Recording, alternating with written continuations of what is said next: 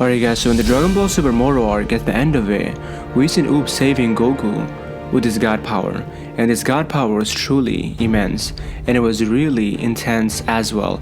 Vegeta was beyond shocked, and obviously all of us know that Oob is a reincarnation of the evil Majin Buu, Kid Buu. And we also know that the way that Kid Buu got his god power is when he absorbed the Daikaio more than 5 million years ago. And guys, when he underwent a split in Dragon Ball Z up against Goku and Vegeta, the good Majin Buu / the fat Majin Buu got the physical appearance of the Grand Supreme Kai Daikaio. But the pure evil sadistic version of Majin Buu, Kid Buu, got the god power of the Daikaio. And Kid Buu was able to access and use the technique of the Daikaio up against Goku and Vegeta. And he was almost able to use the god powers up against Goku and Vegeta. And the recent events that happened in Dragon Ball Super Moro arc, this right now makes sense with the events that happened all the way back in Dragon Ball Z with Kid Buu. The story connects very well. But guys, before we get into that, let's talk about Vegeta and Oob, and why he was so interested and shocked in the god power of Oob. So in chapter 67, as everyone is happy that Moro has been defeated, Vegeta suddenly asks Goku about the source of incredible power at the end there, but Goku doesn't know either, saying that there are still some amazing guys on Earth after all. And so with that, Vegeta becomes angry and he keeps on pressing Goku for answers, but Goku says he will understand when the time comes. So Vegeta was really interested about the power that he received from Oob. All this god power, it was definitely an immense amount. And so the reason why I believe that Vegeta was so shocked and interested in this individual that sent this god power, Oob, that is because guys, this was so massive that this divine power from Oob even rivaled his own god ki / energy. It was that massive, and it had a lot of intensity behind it as well. And even when Oob sent his god power to Vegeta, this power, guys, shocked Vegeta out of his mind, and it only came from one single being. And Vegeta has never felt anything like that before. This god power was not from a regular mortal being, such as Vegeta and Goku. They reached the level of gods. They're tapping into the power of gods. But the power from Oob, it came from the Daikaio, the Grand Supreme Kai. And the Grand Supreme Kai was a true, pure, divine being. So he had true god power inside of him. And now Oob has that as well. And guys, the other thing here was when Goku was in the hands of Moro, he was holding on to him. He was draining Goku's energy, and he put him back to base form. Goku's energy was completely drained. And we all know for a fact that Ultra Instinct takes up a lot of power to awaken, and not just that, it is very hard to sustain.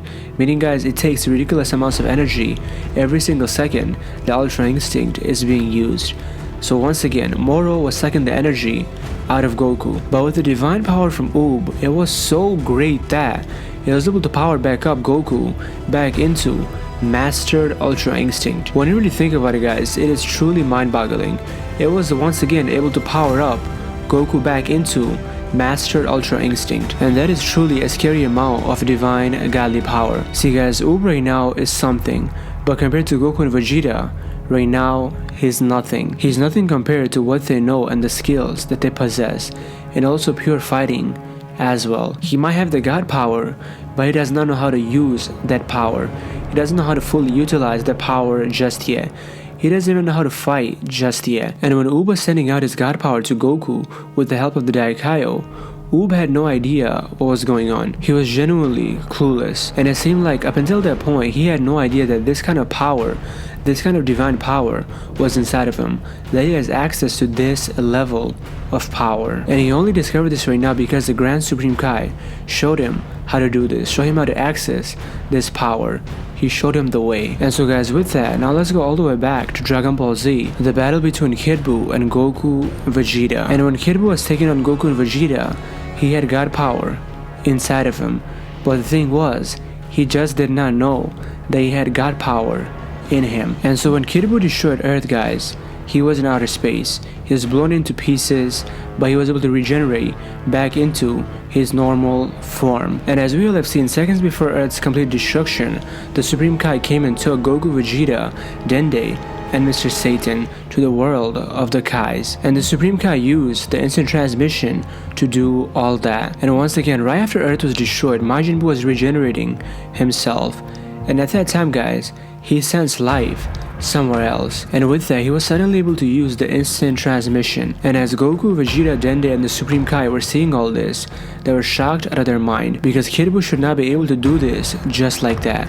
It takes a long time to learn, but he learned it within seconds just from seeing it one time from the Supreme Kai when he saved Goku and Vegeta on Earth. But guys, the thing here was something much bigger happened with Kid Buu and the instant transmission that was hidden all this time until the recent events of the Moro arc in Dragon Ball Super. And I was able to connect some events of Dragon Ball Z to the events of Dragon Ball Super Moro arc. So in Dragon Ball Z, when Kid Buu used the instant transmission, he never really learned the instant transmission.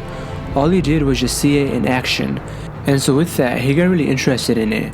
He became really surprised by the disappearing trick, that is the instant transmission. So he wanted it.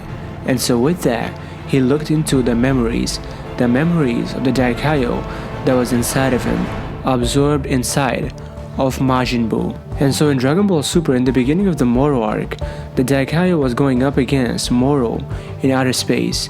And with that, he used instant transmission on Moro to take him back to Planet Namek. So back in the days, Majin Buu was just somehow able to look into the memories and the skills of the Daikaio absorbed inside of him. And since the Daikaio knew how to use instant transmission, he had knowledge about it. Majin Buu took all that knowledge in just seconds, and he too was able to use the instant transmission just like that. But the most curious thing here is the god power of the Daikaio was still inside of Kid Buu. He had this inside of him all this time as he was fighting Goku and Vegeta, but luckily he was not able to use his god power against Goku and Vegeta. But imagine if he was able to use all this god power against Goku and Vegeta, a god power that can power up and master Ultra Instinct. It would have been really bad for Goku and Vegeta, and things would have not ended the way that it ended in Dragon Ball Z. It would have been much catastrophic. Anyways guys, that's about it. That's all I have for you guys today. Thank you all so much for watching, and if you guys did enjoy this video, give it a huge thumbs up, and if you guys are brand new to this channel, be subscribed for more videos like this. Anyways guys, once again, thank you all so much for watching, and have a blessed day my friends.